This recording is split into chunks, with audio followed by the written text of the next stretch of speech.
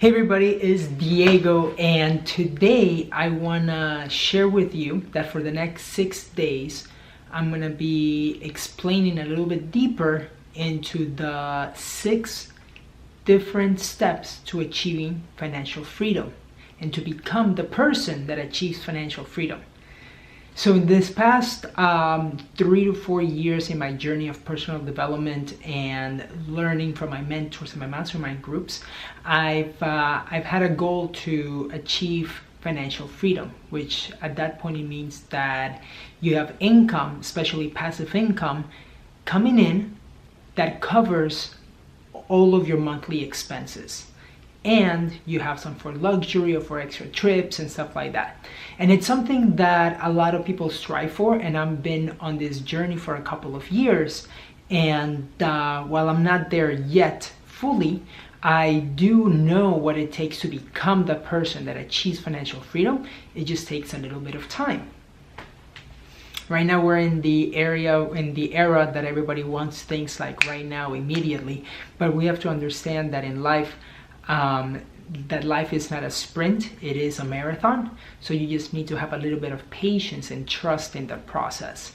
So today I'm just going to give you an introduction of those 6 steps, but then as the days go on, for the next 6 days, I'm going to go deep in each one.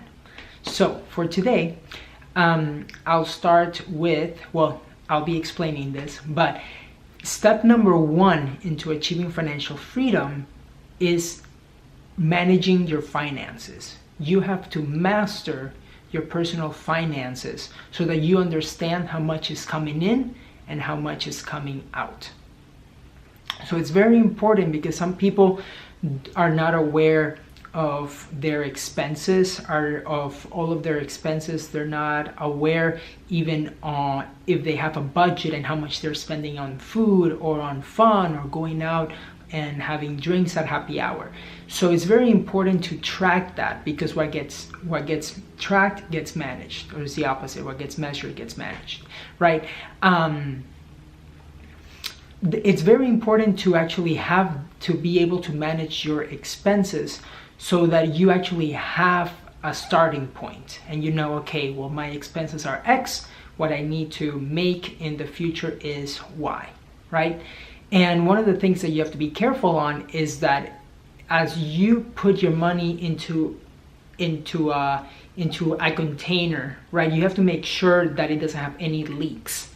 So that if you put water in your bucket, as an example, if it doesn't have any leaks, then it's going to continue heading more full, right? Now, if it has leaks, it's not going to get full, and you're always going to have to continue adding more water to that bucket, or more money in this case. So leaks, for example, are stuff that are subscriptions that you don't even use, being not thoughtful about how you're spending money and going out every single night and not being conscious of what you're spending. Step number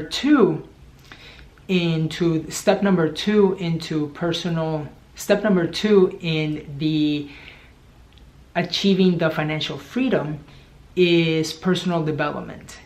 You have to understand that formal education will make you a living, but self-education will make you a fortune. And this is something that Jim Rohn says. A lot of people think that once you're done with high school or college that you shouldn't read anymore or you shouldn't learn. But you have to have a growth mentality and be able to listen to podcasts, read the book, so that you can continue learning and implement what's new out there in your life. Number 3 is your tribe. And I did a video about this earlier, but it's very important to analyze who your tribe is and be aware that you are the average of the 5 people that you surround yourself with, right? So it's very easy to be like, if you look around and as an example, you write the income that your 5 friends make in a year, it's probably going to be on average what you're making in a year too. So you have to be able to be aware that you have to connect with people that are playing life at a different level so that you can get to that level as well. And something that I learned from one of my mentors, Rock Thomas, He said that your friends are comfortable with your present, but your mentors are comfortable with your future. So you have to get mentors in your life. Number 4 is accountability and goal setting. So it's very important to be able to understand how to set goals and be held accountable, whether it's with a deadline or with an accountability buddy, and be able to share that with other people. That's one of the ways that you keep yourself accountable. But there has to be something that you yourself are aware that if you don't hit that date, something will happen, right? And know that a goal without a deadline is only a dream. So you just have to make sure that in order for things to make it happen, you have to write your goals down, look at them every day so that you can continue being focused and staying on task. Number 5 is very important, and that is increasing your income. You have to do something, not just be part, not in order for you to achieve financial freedom faster, you have to do something that you haven't done, right? Which in this case becomes more increasing your income. So it's good that you have a job, maybe you have a great salary, but it's important that you have a side hustle. It's not necessary, but it is super important so that you can get to that financial freedom faster, so that you can manage that extra income that you're getting, so that you can later, going into step number 6 of achieving financial freedom, is investing.